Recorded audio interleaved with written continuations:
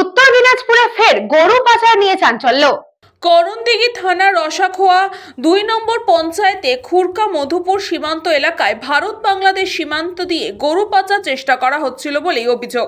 স্থানীয় গ্রামবাসীরা সন্দেহজনকভাবে গরু নিয়ে যাওয়ার চেষ্টা করতে দেখে তৎপর হয়ে ১৩টি গরু সহ এক পাচারকারীকে আটক করেন। পরে গরু ও আটক ব্যক্তিদের খুরকা ক্যাম্পে বিএসএফ এর হাতে তুলে দেওয়া হয়। আটক পাচারকারীর পরিচয় এখনো জানা যায়নি। গ্রামবাসীদের অভিযোগ, দীর্ঘদিন ধরেই এলাকায় গরু পাচারে দৌরাত্ম্য আবার বেড়েছে।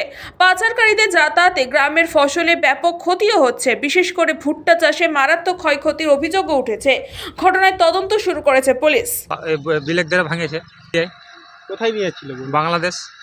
কতগুলা গরু ছিল? 13টা পড়েছে, পাবলিক ধরেছি, ধরা পড়েছে একজন। মাগাইগুলো এই বেলেক দ্বারগুলো এবং রাত্রিবেলা আসছে গরু নিয়ে এসেছিল, একজন ধরা পড়ছে, গরুগুলো ধরা পড়ছে।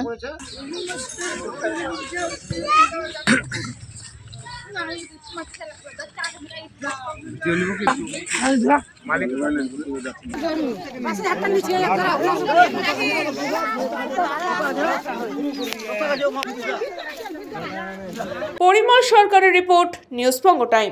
St. Augustine's Day School, Barakpur. Success for every child. Admission open 2026 to 2027. Contact number 900793 4555.